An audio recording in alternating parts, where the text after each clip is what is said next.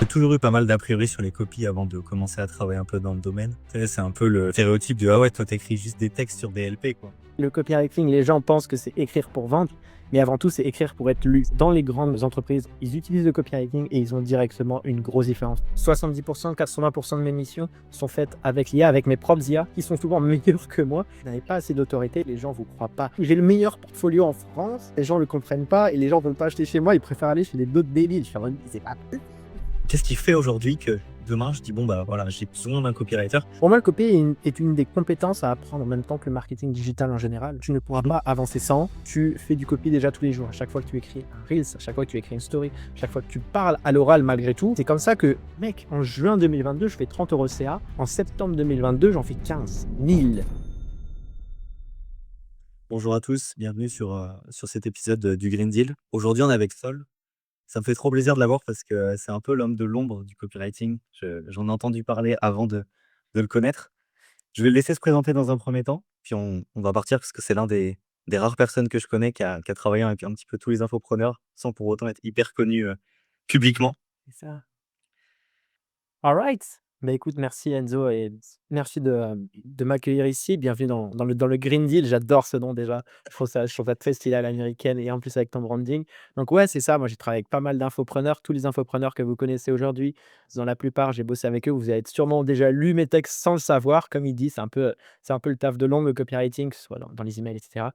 Donc yes, moi c'est Sol. Du coup, je suis CEO aussi de l'agence Better Call Sol, qui est directement mon agence de copywriting, dans lequel j'accompagne des infopreneurs à scaler tout simplement avec la partie copywriting, donc tout ce qui va être rédaction, publicité, tunnel de vente, email. Et après, bien sûr, je coach des copywriters qui veulent faire pareil. On a fait plus de 5 millions en 3 ans pour nos clients, avec des clients que vous connaissez sûrement, comme par exemple Jody et Jean. Il va avoir aussi Loïc Bourget avec qui j'ai taffé, Marcus Lorenz. Il va avoir aussi quelques clients un peu plus nichés comme Lucas Baril qui est dans l'anglais, Margot Cunego qui est avec les femmes, Rentable qui eux font de la location de voitures haut de gamme en Suisse. Donc vraiment plein de clients dans plein de thématiques différentes, des dentistes, des avocats, tout ce qu'il faut directement. Et moi de mon côté, du coup, je suis allé les aider sur la partie copie de leur business. Parce que toi, tu fais du copy depuis combien de temps là déjà? Ouais, ça fait un peu plus de 3 ans, tu vois? Ça fait, j'ai pris ma 1re formation. D'ailleurs, j'étais à Malte, là où tu es actuellement, lorsque j'ai acheté ma première formation de copywriting. Je te jure, Ça, je une savais pas. soirée après une journée à Malte, à Gozo, sur l'île de Gozo, j'avais vu une pub sur le Je peux aller hier à Gozo. mais c'est J'y suis allé magnifique, hier. c'est trop bien Ça cette île. J'ai acheté une formation quand j'étais là, une formation à 100 balles, 200 balles et je suis tombé un peu dans le copy et par la suite, pendant 6-7 mois, j'ai pas eu trop de résultats, j'étais pas trop sérieux et à un moment donné, je me suis dit: «Attends là, il y a une opportunité». J'ai commencé à trouver des clients, j'ai commencé à être bon, j'ai commencé à être un petit peu reconnu là-dessus, donc je me suis lancé à 100. Ça fait maintenant plus de 3 ans que du coup que, j'en vis à 100 et que j'accompagne des grosses boîtes à faire leur copie. et que c'est incroyable parce que tu sais, j'ai toujours eu pas mal d'a priori sur les copies avant de commencer à travailler un peu dans le domaine. Tu sais, c'est un peu je sais pas si on te l'a déjà fait, mais le stéréotype du: «Ah ouais, toi t'écris juste des textes sur des LP, quoi». Exactement. C'est grave vu. Hem, est-ce que tu as je te connais parce que j'aime bien te lancer sur ce genre de choses, mais est-ce que tu as un domaine spécifique où tu es vraiment spécialisé en copie?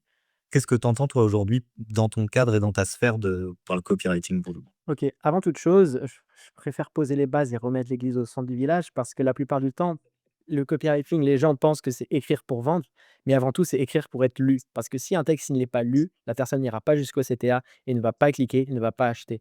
Donc, un de mes credos, c'est d'abord écrire pour être lu, l'écriture captivante. C'est ça vraiment qui va faire la différence dans le copy. Donc, c'est là où j'ai ma spécialité, c'est que j'arrive à scotcher les gens à leur écran et à lire mes textes jusqu'à la fin. Donc effectivement, il y a des formats que je préfère, le type format email où j'en ai écrit plus de 1 300 je crois aujourd'hui et le format publicité, donc ads, que j'ai vraiment maîtrisé ces dernières années et dont on me paye aujourd'hui très cher pour mes ads. Donc je dirais que c'est les 2 formats que je travaille le plus parce que c'est les 2 qui vont avoir directement le plus de métriques. Là où d'autres copywriters vont faire des vidéos YouTube, des posts LinkedIn, des reels sur Insta, que je sais faire bien évidemment. Moi, je préfère vraiment avoir cet aspect vente et directement avoir cette conséquence de mon travail dans la vente des clients et ça passe du coup par l'email qui fait booker 10 calls en plus par jour ou les ads qui directement augmentent le ROS d'une entreprise et je peux voir directement Mmh. que mon travail porte ses fruits. C'est pas comme un monteur vidéo où tu sais pas trop si son travail est bien. Là, le copy, dès que tu l'engages, si tu fais x3 d'un seul coup, tu dis: «OK, le mec, c'est du sérieux». Ouais, c'est toujours la question, mais dans la vente écrite comme dans la vente orale, il y a des biais psychologiques et cetera. Ça, c'est un truc qui me fascine moi personnellement.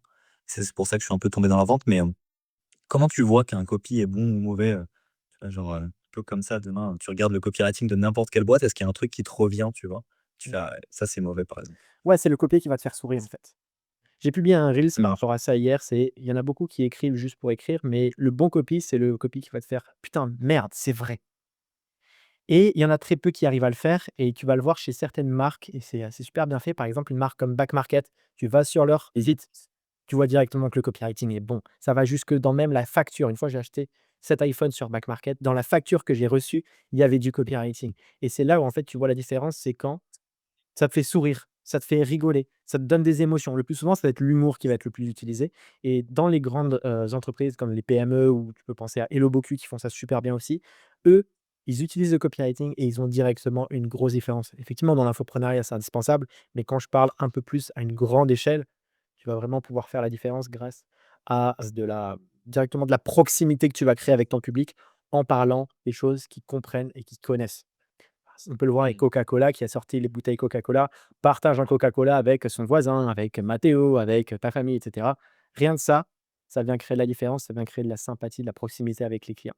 Donc, hem, c'est vraiment cette proximité, cet humour-là que tu vas voir dès les premières secondes du texte qui va te permettre de comprendre si un copy est bon et derrière tu dis: «OK, le mec qui est derrière, il sait de quoi il parle». Ah, c'est très juste. Je pense que de toute façon la relation, c'est indissociable de la vente. C'est-à-dire demain, tu achètes pas quelque chose, si tu connais pas la personne. Donc tu peux la construire par écrit, tu peux la construire par vidéo. C'est d'ailleurs ce qu'on voit beaucoup avec les gens avec qui on bosse, c'est-à-dire que parfois il y en a, ils sont super en vente, en technicité de vente, c'est-à-dire ils savent traiter des objections, ils bookent des appels à foison, mais en fait derrière, il y a pas de relation qui est créée. Je dirais que le copywriting, ça participe à cette relation. Ouais, exactement. Moi, je sais que j'ai été beaucoup réprimandé par certains clients à mes débuts parce qu'ils me disaient: «Ouais, Sol, on a écrit des emails, on t'a payé pour les emails, mais il y a pas de vente». Mais en fait, j'avais pas fait le taf avant de voir si les personnes, elles étaient reconnues, elles avaient un bon produit et si elles étaient aimées de leur liste. Tu vois, je vais Mmh. prendre un exemple. On pense tous à ce mec du lycée. On a tous ce mec du lycée en tête qui était un peu louche. Imagine ce mec du lycée qui vient te voir, le mec un peu louche qui, tu sais, qui ment un petit peu et cetera. Il vient te voir et il a le pitch parfait pour te vendre un truc. Ça reste le Ouais. mec un peu louche, du coup, tu achèteras jamais. Et là, demain, il y a ta mère, ta sœur, ta copine, ton frère qui vient te voir avec une description de produit merdique, mais vu que tu lui fais confiance, tu vas acheter le produit. Alors que, le mec dont tu as pas confiance, mais qui a le meilleur marketing possible, tu ne vas pas acheter. La différence et Mmh. l'action, le stimuli de la vente va être fait et principalement par la confiance que tu vas créer. Et effectivement, le copy est bon, mais s'il y a pas cette confiance derrière qui a été créée par le passé, la vente ne s'obtiendra pas. Et comme tu le disais, effectivement, le copy, du moins le copy de manière éducationnelle, pour vraiment dire, faire du nurturing sur la personne ou éduquer la personne, c'est ce qui va permettre de créer cette confiance. Ça peut être à travers des vidéos YouTube, à travers de bons emails, à travers tout simplement de faire une petite vidéo comme ça et expliquer à la personne exactement, pourquoi je la contacte et cetera. C'est ça qui va créer de la relation et la relation crée la vente. Tu penses alors ça, c'est intéressant, tu as dû voir les dernières prouesses de Mister Hormozy, ces millions générés en quelque temps, même il y a Yann Darwin qui fait beaucoup d'argent aussi, Eric Henry, enfin bref, tous. Quand il y a beaucoup de confiance, je trouve que c'est assez fascinant, quand le marché est bien sophistiqué, que les gens puissent acheter à l'écrit des offres ultra étiquettes, 10, 20, 30K. Évidemment, il y a du copywriting. Dans ce cas-là, je trouve que le copywriting, il est utilisé comme un super moyen de conversion Mmh. et je sais pas si tu as remarqué ça, mais plus le marché se sophistique, moins les gens ont besoin d'appels de vente, plus ils ont besoin d'un bon copy, ils ont besoin d'une belle histoire, d'un beau storytelling. Toi, c'est un truc que tu m'as déjà dit, hein, tu bosses pas mal avec tes clients sur ça, mais ça serait quoi le ouais, la petite nuggets de valeur, le petit tips aujourd'hui pour faire passer quelqu'un à l'achat sur des offres ultra étiquettes? Je sais pas si tu l'as déjà fait, si tu peux nous en parler, mais comment tu vois les choses sur ça, toi? Je vais te prendre un exemple tout simplement, il y a de ça un peu plus de 6 mois, j'étais à Bali et j'ai commencé à travailler avec Luc Labarille qui a du coup un Mmh. accompagnement pour, les personnes qui souhaitent apprendre l'anglais, que ce soit personnel ou professionnel, pour, s'améliorer en anglais. Et lui, en tant que particulier, il parle plus 7 langues, ça fait plus de 5 ans qu'il a cette offre-là et il stagnait un petit peu à 30 000 à 40 000 € par mois avec cette offre-là, avec une VSL qui était un petit peu trop agressive. C'est une VSL qui ressemblait aux autres parce qu'il avait suivi exactement ce que faisaient les autres. Or, lorsqu'on a commencé à travailler ensemble, on a réécrit sa VSL et je lui ai dit: «Luc, on va plutôt utiliser ton histoire, ton storytelling, ta manière de parler et d'amener les choses Et du coup, maintenant, c'est ce qu'il m'a dit, j'ai même un témoignage vidéo de qui me le prouve, c'est que maintenant, ces appels de vente le desservent parce que les personnes sont prêtes à acheter juste après avoir vu la VSL. Parce qu'en fait, on est arrivé sur quelque chose de bien plus naturel, où on parlait directement à la cible, on est venu réduire la taille de la cible, mais derrière, la qualité et les conséquences de cette réduction ont été énormes. Et ce que je vois, c'est que le copywriting ou du moins le marketing en général, c'est comme du tir à l'arc. Plus la cible est grande, moins tu vas faire de points. Tu sais, la cible, elle est énorme au début, elle fait 0 points, 1 point, 2 points, 3 points, jusqu'à Mmh 10. mh. Donc au lieu de prendre 3, 0, 2, commence directement à 10 et va cibler quelqu'un de très précis. C'est exactement ce qu'on a fait pour cette VSL et il me le dit directement. Les appels de vente sont tellement simples maintenant qu'il a réussi à faire x2 sur son chiffre d'affaires où il était bloqué avec des ROAS de 10 maintenant avec cette nouvelle VSL, alors qu'on a le même budget ads, les mêmes publicités. On a juste changé cet aspect-là, juste avant la vente et directement, ça a fait, fois je sais pas combien. Je sais plus qui disait ça, mais le scaling se trouve dans les détails. C'est tellement vrai, genre, Mmh. c'est fou. Nick Setting aujourd'hui, il close que en DM. Beaucoup, Ouais, 75 de ses deals, ouais, c'est du DM, c'est du pay in full pif à 10-12K, mais c'est du copy. Tout est copyrighté dans ses stories, dans ses réels, même dans son retargeting, on en parlait, tu sais, quand on était en call la dernière oh! fois. Il est fou, c'est son copywriting est ouf et récemment, j'ai vu un truc sur Tai Lopez. Lui, sur ses ads, il y a beaucoup de valeur. Mais son retargeting, c'est du retargeting sur de la personal brand anti-valeur. C'est-à-dire qu'il va te retarget sur, lui qui marche à côté d'un ruisseau, lui qui est en famille, pour créer cette relation pré-vente qui va permettre à l'achat. Donc, si imagine, tu vois, Nick Setting, tu tombes sur un truc où il t'explique son système, le profile funnel de A à Z et derrière tu le vois en train de bouffer avec, je sais pas, sa famille ou quoi, ou, l'emmener à Dubaï avec son monteur, c'est ce qu'il avait mis en place. Ça fait acheter et ça, c'est ce qui fait un bon copy et une belle vente, ouais. Clairement. 100. Et pour rebondir là-dessus, on peut tout simplement comparer ça au business de l'influence.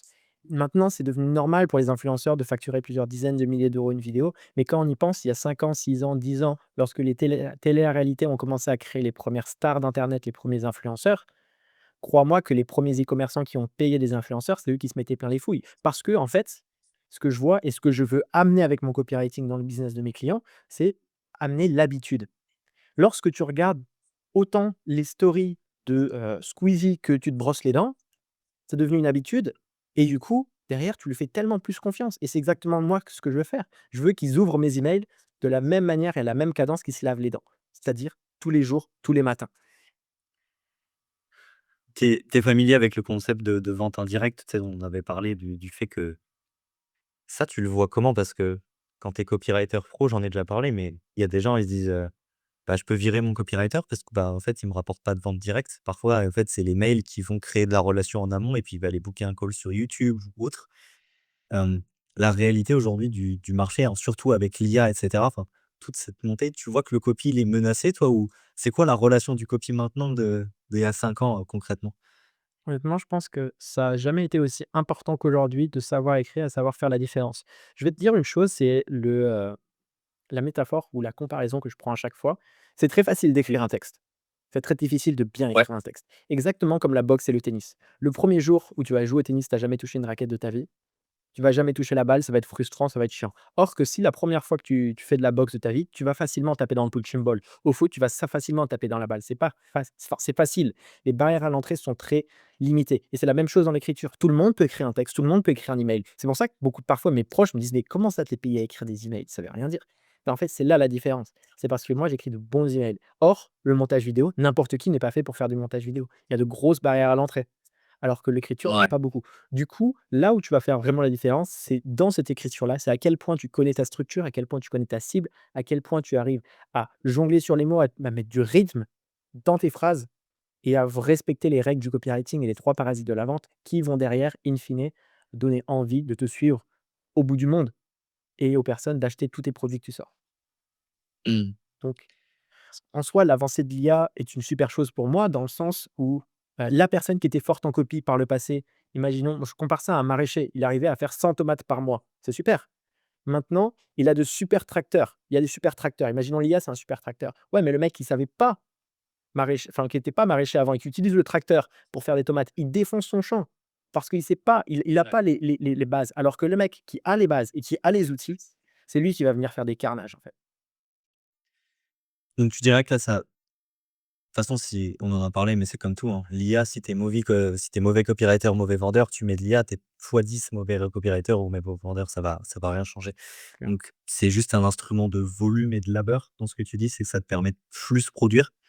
Ouais, c'est ça. Moi, je sais que 70 80 de mes missions sont faites avec l'IA, avec mes propres IA. J'aimais pas trop ce que faisait ChatGPT, du coup, j'ai créé mes propres IA pour le copywriting, une pour écrire, une pour review, qui sont souvent meilleures que moi et qui arrivent à créer des textes juste insane et à me faire des commentaires super pertinents. Mais encore une fois, il faut vraiment voir ça comme un associé plutôt qu'un exécutant. Dans le sens où si tu laisses Mmh. faire 100 du travail, crois-moi, ça va être merdique parce qu'il faut vraiment itérer. Il faut apprendre à lui apprendre, apprendre à le guider, apprendre à itérer et derrière, effectivement, là, tu peux faire quelque chose de super bien. Donc pour moi, le copywriting n'est pas du tout menacé. Ce qui est menacé, c'est les personnes qui veulent faire du copywriting sans avoir les bases, du moins utiliser l'IA sans avoir les bases du copywriting et les copywriters qui disent: «Non, moi je fais tout à la main comme à l'ancienne». Bah, tu vas te faire rattraper mon coco et au final, tu vas te faire bouffer par ceux qui ont les bases et qui en plus utilisent les outils. Donc on va pas du tout se faire remplacer, c'est plutôt les copywriters qui se mettent à jour avec l'IA qui vont réussir à tout rafler. C'est intéressant. Parce que tu vois, dans les 150-200 élèves qu'on a qui sont principalement sur du B2B, quand je leur pose la question, d'après toi, où se situe la contrainte? Ils me disent souvent, bah, c'est la vente pure, le closing, l'objection. Enfin, on fera des podcasts là-dessus, mais c'est pas l'objet du call. Alors que souvent, c'est la relation, mais j'ai l'impression que dans la conscience collective du marché, surtout dans le marché, alors B2B de B2C, pour le coup, les gens ne conçoivent pas réellement le besoin d'un copywriter. Qu'est-ce qui qu'est-ce qui fait aujourd'hui que demain je dis: «Bon, bah, voilà, j'ai besoin d'un copywriter». Qu'est-ce qui fait selon toi que les certaines personnes se posent pas la question? Parce que en vrai aujourd'hui, demain moi j'ai un problème au niveau de mes ads, je me dis pas: «Il me faut un copy», tu vois? Je me dis: «Ah, ça se trouve je prends un monteur vidéo». Très con, Mmh. très con. En fait, c'est tout simplement le niveau d'awareness et le niveau d'expérience d'un business. J'ai eu un appel avec, un ami lundi qui, m'a fait part tout simplement de ses potentielles erreurs en termes de recrutement de copywriter. Il me dit: «Ouais, je le paye 2 500 par webinaire, mais il met un mois à produire mon webinaire». Je lui dis: «Mais quoi? Honnêtement?» Et c'est en fait, c'est tout simplement dans, la qualité de niveau d'awareness en tant que recruteur. Je lui dis: «Mais non, mais moi, un webinaire, je te le fais en 3 jours, 4 jours si tu me donnes toutes les informations». Donc c'est une question de oui, le copywriting, c'est bien, mais il faut aussi savoir quels sont les bons copywriters, avoir les bonnes métriques et c'est pas quelque chose qu'on connaît parce que c'est souvent un peu ce qu'on met sous le c'est un on met un peu la poussière sous le tapis quand il s'agit des textes.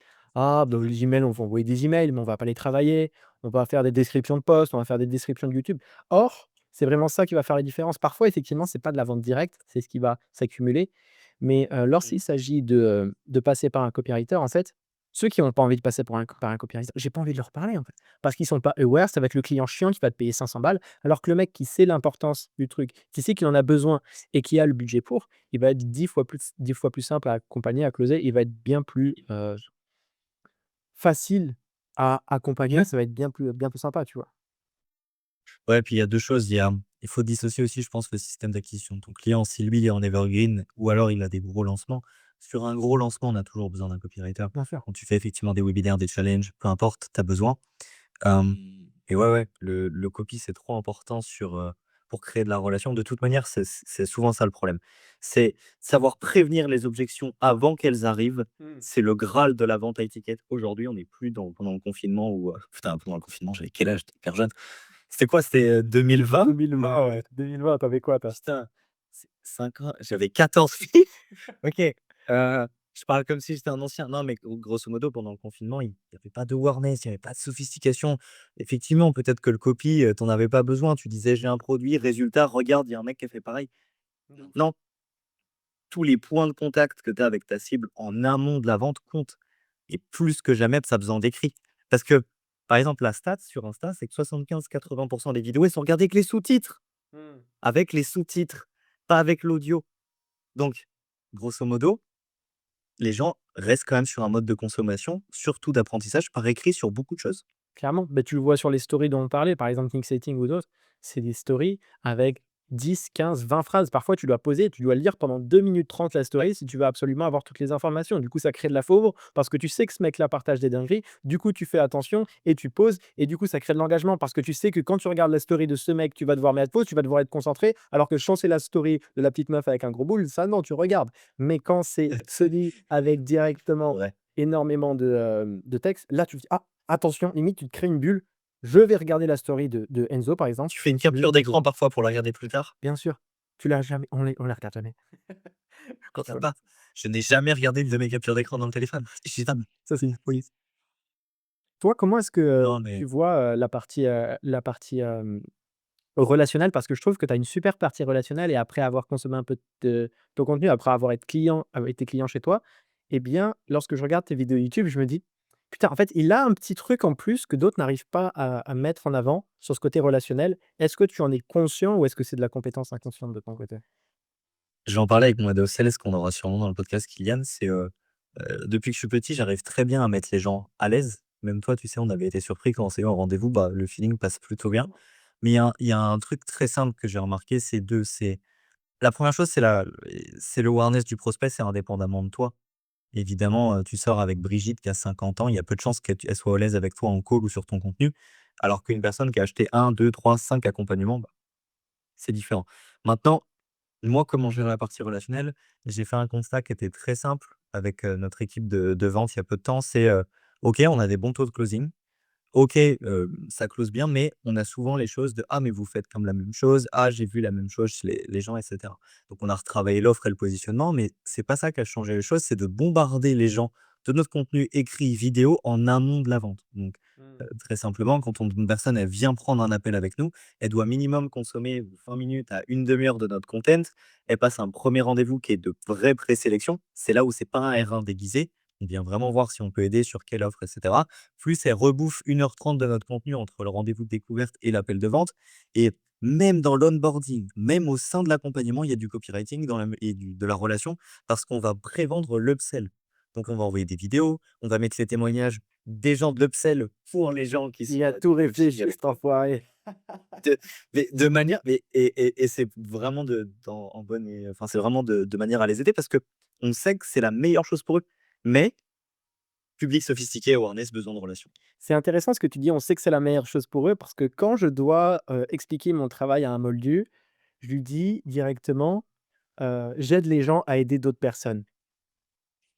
Et Ouais. c'est bien plus facile d'expliquer ça comme ça. Je dis: «Écoute, imagine à Montpellier, il y a un éducateur canin qui s'appelle Michel. À Lille, il y a une femme, elle a un chien, elle s'appelle Laura. Sauf que Laura, elle aimerait bien travailler avec Michel, mais le problème, c'est que Michel, il peut pas se déplacer et Laura non plus, c'est un peu loin de l'un de l'autre. Du coup, Michel, il va directement créer un cours en ligne, sauf que Michel, il est bon dans les chiens, il est pas bon dans le marketing et la vente. Moi, je suis bon dans le marketing et la vente. Du coup, Michel, il va me payer moi». Tu vois? Je suis obligé de débiliser un peu la chose pour avoir cette phrase de conclusion qui est: «J'aide des gens à aider d'autres gens». Tant que tu fais pas du scam effectivement, heu, derrière l'idée c'est d'aller aider des personnes à aider plus de personnes. Parce que si Michel il passe de 5 clients à 25 par mois, mais il y a encore plus de chiens qui sont partout et moi j'adore les chiens, donc c'est magnifique. Tu vois ce que je veux dire? Non, mais c'est vrai. C'est très, très vrai.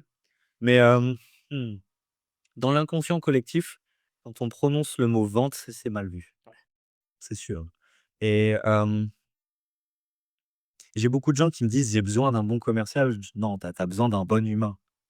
Tu as Mmh. besoin d'être la personne que les gens kiffent secrètement. Le pote, tu sais, c'est le mec que tu ramènes en, je sais pas, en business trip ou en meeting où de toute manière, il y aura jamais rien de mal avec lui, tu sais? C'est vraiment cette image qu'il faut se donner. Ah, c'est pas une image lisse, loin de là, mais c'est le truc de, bah, ouais, les gens doivent accrocher à toi avant l'appel. Sinon, c'est trop Clairement. dur. Et il y a des gens qui essayent de closer en un rendez-vous. Ça veut dire, Je faisais ça mets-toi avant. à la place d'un mec. Tu vends à 5K, tu prospectes à froid. Tu as un call après 3 messages. Mec prend le call et tu lui vends à 5, mais personne n'achète. Mais Bien tu sûr, complètement fou, tu vois? bien sûr. Personne ne fait ça. J'ai fait cette Personne. erreur pendant longtemps avant que tu m'en parles et cetera. Après je me suis dit: «Mais oui, c'est logique». Mais ouais, Et effectivement. oui, mais le problème, c'est pas tant les gens qui font du scam, c'est les gens bons qui sont pas assez vus. Mmh. C'est, très simple, toi, tu es genre peut-être un des copywriters français les plus talentueux qui est réquisitionné par énormément de gens en B2B. Tu as plein d'offres différentes, mais avant de prendre un call avec toi, on peut pas savoir. C'est ce que tu m'as Alors fait que réaliser Enzo, hein, tu sais? ouais, mais un mauvais copywriter ou un mauvais qui a 1 ou 2 case studies ou deux bons témoignages placés avant prendra un ascendant sur toi, ce qui est vraiment dérisoire par rapport à ce que tu as accompli, tu vois? Clairement et ça, je l'ai directement et j'ai directement matché au moment où tu m'avais partagé une vidéo avant R1 ou quoi, quand on s'est appelé. Effectivement, tu disais: vous êtes bon dans ce que vous faites, mais vous n'avez pas assez d'autorité, les gens vous croient pas. Et là, j'étais en mode ça a explosé dans ma tête parce que j'ai dit: «Putain de merde, j'ai les rendez-vous, j'ai le meilleur portfolio en France et Oui. putain de merde, les gens le comprennent pas et les gens veulent pas acheter chez moi, ils préfèrent aller chez d'autres débiles». Je suis en mode: «C'est pas possible» Et tu les récupères après que ces gens-là aient investi chez les autres débiles, et ils ont parce maintenant que plus de thunes. Wordless Putain. Et le niveau de awareness a monté entre temps. et c'est la fameuse, alors peut-être que je vais dire une grosse connerie, mais tu sais, c'est la courbe de Gauss en mode: «C'est un génie, ah non, il est nul, ah c'est un génie», avec les fameuses, compétences de connaissances. C'est pareil, Yomi Denzel, c'est un génie. Après tu fais 6 mois dans le business en ligne, tu as tout le monde qui est là: «Ah ouais, Yomi, il fait du scam et tout» et après, waouh, quel génie! C'est pareil, C'est ça, c'est de ouf, tu c'est vois? vrai, je connaissais pas ça, mais c'est vrai. C'est pareil. Et le problème, c'est que toi ou des personnes qui avaient, parce que maintenant c'est différent, maintenant tu as beaucoup plus, mais des personnes qui mettent pas en avant leur case study, ça va faire des trucs en mode: «De toute manière, on va t'acheter qu'à partir du moment où le prospect, il aura fait le cycle de c'est un génie, c'est une merde, il me faut un autre génie». Mmh, clairement. Mais la Donc plupart tu du vas temps, être je loin dans le récupère. processus. Je récupère, Ah oui. parce que soit je récupère les élèves en coaching des autres formateurs ou soit directement les mecs avec qui je bosse, c'est: «Putain, je suis déjà passé par un copywriter, il était nul et cetera» et moi parfois je dois faire ce taf-là ou ce qui m'arrive souvent, c'est de remplacer le copywriter des autres. Parce que moi j'arrive avec de vraies stats, avec une vraie expérience et quand j'arrive en call comme ça avec le mec, je lui explique paf, paf, paf, paf, il est en mode: «Mais attends, mais lui, il faut surtout pas le perdre. Faut surtout pas Eh le oui. perdre», tu vois ce que je veux dire? Et en plus, ça contribue à la mauvaise expérience du marché sur ton poste, sur les autres postes ou autres. Clairement. C'est trop mal vu aujourd'hui. Le meilleur, tu c'est intéressant. Pour apprendre le copy et le transmettre en B2B, ce que tu préconises, c'est quoi? C'est relire des textes de vente? C'est, Rejoins le à quel moment tu vois tu rejoins vas Broser si tu vois ce que je veux dire. Comment, en gros, progresser en copie en tant qu'entrepreneur ou en tant que copywriter? bah, déjà la question à se poser c'est, est-ce qu'il vaut mieux apprendre le copy au début, en B2B? À la rigueur, tu fais, 5-10 cas par mois. Ou alors est-ce qu'il faut déjà penser à recruter un copywriter ou un ghostwriter, par exemple, sur LinkedIn ou ce genre de truc? Tu dirais que ça se situe quand le bottleneck? Ça dépend de ton système d'acquisition, ça dépend de plein de trucs, mais Pour moi, le copy est une des compétences à apprendre en même temps que le marketing digital en général. Parce que, tu ne pourras Dis-donc. pas avancer sans et sans t'en rendre compte, tu fais du copy déjà tous les jours. À chaque fois que tu écris un reels, à chaque fois que tu écris une story, à chaque fois que tu parles à l'oral malgré tout, parfois ça reste du copy parce que in fine, peut-être que tu l'as scripté ou peut-être que la façon dont tu l'expliques, ça manque de rythme et ce rythme-là, c'est du copy. Donc ce que je donnerais je donnerais comme conseil à la personne qui veut améliorer son copy sans potentiellement recruter, ça va être déjà d'aller comprendre et de lire des textes de vente de copywriters et des analyses pour voir ce que, voient d'autres personnes. Parce qu'il va falloir apprendre à développer une sorte d'œil parce que parfois tu le sais quand tu vois un texte ou une vidéo qui est bien scriptée ou quoi, tu restes jusqu'à la fin Mmh. et tu as conscience que ça a été bien fait. Au lieu de juste passer en consommateur, il faut passer en tant qu'analyste. Du coup, tu regardes la première fois en tant que consommateur, tu kiffes. C'est comme une vidéo de MrBeast, tu vois? Tu la regardes ou une The Squeezie, des conneries comme ça. Tu la regardes, tu kiffes le truc, mais après tu dis: «OK, je switch de mode, maintenant je passe en mode analyste. Pourquoi est-ce que j'ai cliqué? Déjà la miniature, qu'est-ce qu'il y a dans la miniature? Qu'est-ce qu'il y a dans le titre? Qu'est-ce qu'il y a dans les 5 intros? Enfin, dans les 5 secondes d'intro? Quel est l'open loop?» Mmh. Et c'est là où en fait, où tu vas développer directement un œil marketing qui va te permettre de réutiliser les meilleurs aspects derrière dans ton propre copy. Donc pour progresser, il faut déjà faire ce que j'appelle le cycle d'hyper learning. Je vois ça en 4 étapes. Ça va être d'abord do, donc tu fais la chose, tu écris, même si c'est de la merde, tu écris, tu passes à l'action. Parce que beaucoup de personnes veulent progresser en copie, mais très peu veulent écrire plus. Donc l'idée, c'est de commencer à écrire, à faire. Ensuite, ça va être d'aller étudier. Donc là, à ce moment-là, tu vas regarder une vidéo YouTube sur le copy, tu vas lire un bouquin sur le marketing ou sur le copy, tu vas regarder une de mes vidéos YouTube sur le copy. Ensuite, tu vas venir étudier. Donc une fois que tu as appris, tu vas venir étudier. Là, tu vas regarder des analyses, tu vas aller regarder les textes de vente de ces personnes que tu étudies et tu vas aller se dire: «OK, il m'a appris ça, comment est-ce que lui, il le met en avant? Comment est-ce que lui, il met en avant les open loops? Comment est-ce que lui, il met en avant la vente dans ses emails? Comment est-ce que lui, il crée un hook dans ses vidéos?» Et avec ça, une fois que tu as étudié et que tu as, non, une fois que tu as appris et une fois que tu as étudié et analysé, là, tu vas venir itérer ton texte à toi. Donc le texte que tu as fait au début, bah, tu vas directement là, lui donner les compétences et les comment non, pas comment est-ce que je peux expliquer ça? Tout ce que tu as Tu appris retransmets ce que tu as appris? Ouais. exactement, à l'étape 2, à l'étape 3, eh bien, à l'étape 4, tu viens remettre tout ça dans l'étape 1 et ensuite tu continues et tu fais ça à chaque fois et en faisant ça, tu vas progresser Mmh. de manière hyper rapide. C'est comme ça que, mec, en juin 2022, je fais 30 € de CA. En septembre 2022, j'en fais 15 000.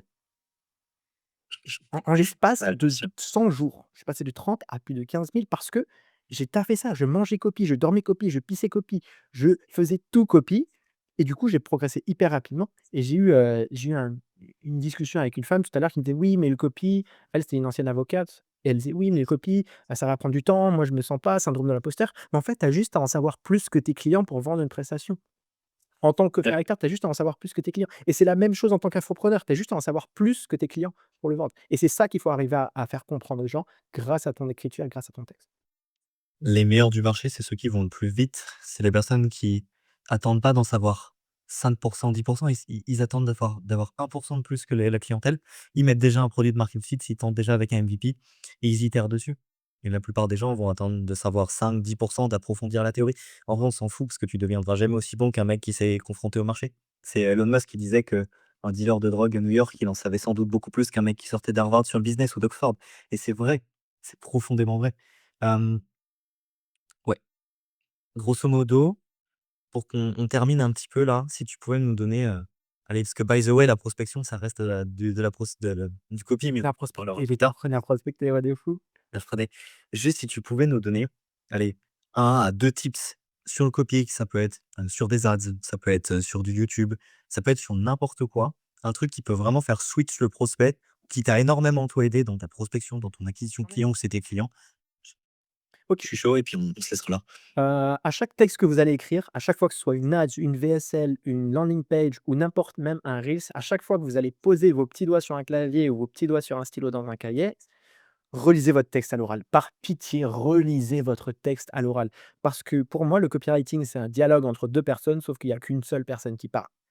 Et lorsque vous allez écrire ou lorsqu'on va vous lire, il faut que votre voix résonne dans la tête de la personne. Donc, au lieu d'écrire comme vous écriviez des emails pour votre prof de maths pour qu'il augmente votre note de DS, là, vous allez écrire comme si un enfant de 8 ans était en train de vous lire. Et du coup, lorsque vous allez relire à l'oral, eh bien, à chaque fois que vous allez bégayer, hésiter ou pas comprendre un passage, bah, dites-vous que le client, il va bugger et c'est là qu'il va décrocher. Donc, le meilleur tips que je puisse donner en termes de copie, c'est déjà arrêtez de vouloir écrire mieux, commencez à écrire plus et le deuxième plus important, ça va être relisez-vous à l'oral à chaque putain de fois.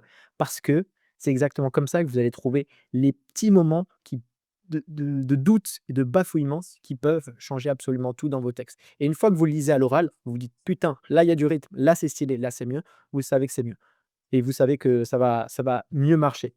Et dernier petit tips, Mmh. c'est mettez plus de curiosité, en fait. Mettez plus de curiosité. Pourquoi? What's in it for me? Qu'est-ce que j'ai à y gagner? Et ça, il faut le mettre dès le début. S'il y a plus de «je» que de «tu» ou de «vous» dans votre texte n'est pas bon. Même quand je parle de moi, je mets plus de «tu» que de «je» parce que les gens sont totalement égoïstes et la preuve, lorsqu'on prend une photo de groupe, qui c'est qu'on regarde en premier? C'est sa propre gueule et c'est exactement la même chose à chaque fois. Donc s'il vous plaît, mettez plus de «tu» que de «je» et soyez conscient que la personne qui vous regarde est totalement égoïste, exactement comme vous. Je rebondis avant de terminer, mais le mot le plus utilisé, que les gens adorent le plus entendre, c'est leur prénom. Eh oui. Hem, En vente ou dans n'importe quelle chose, même en cold calling, quand vous voulez rajouter de la proximité avec quelqu'un et que vous êtes dans des moments qui font basculer une chose, c'est le prénom qui fait changer les choses. Une personne qui va vous dire: «Alors qu'est-ce qu'on fait?» ou une personne qui va dire: «Alors prénom, alors sol, qu'est-ce qu'on fait?» On le fait ou pas du tout? Exactement. Là, il y a une différence, mais vous ne vous en rendez pas compte. En prospection, c'est pareil. En communication en général, hein, que ce soit même avec des amis pour, choisir entre une pizza ou un tacos ou avec une demoiselle dans la rue, si vous connaissez le prénom de la personne, Ouais, parce que c'est vrai que ça ça, il fait du copy dans la rue, enfin. ce sera le sujet de notre podcast. Non, mais effectivement, Non, mais c'est évidemment. tellement vrai. Hem, un mot de la fin pour terminer, Mister? Je crois que je me suis déjà assez énervé lorsque j'ai partagé mes quelques tips. Donc vraiment, relisez-vous à l'oral, mettez de la curiosité, faites comprendre enfin, comprenez que la personne en face est égoïste, du coup, écrivez pour eux avant d'écrire pour vous. Parce que la plupart du temps, lorsque vous faites une vidéo, lorsque vous faites un texte, vous êtes content, mais vous êtes content de votre texte, c'est normal, vous l'avez fait.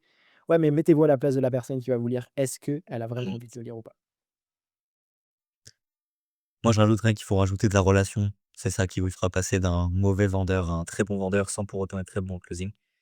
C'est tout pour cet épisode du Green Deal. Je sais pas quand ça sortira. Je suis en train de tourner un max d'épisodes pour que ça sorte un peu piouf, comme un feu d'artifice. En tout cas, merci beaucoup d'être présent, Sol. Avec grand plaisir, Yves. Puis, on pourra te retrouver. Je mettrai tes réseaux dans la description. Venez, Puis, vous êtes les puis ciao tout bienvenus. le monde. Ciao, ciao.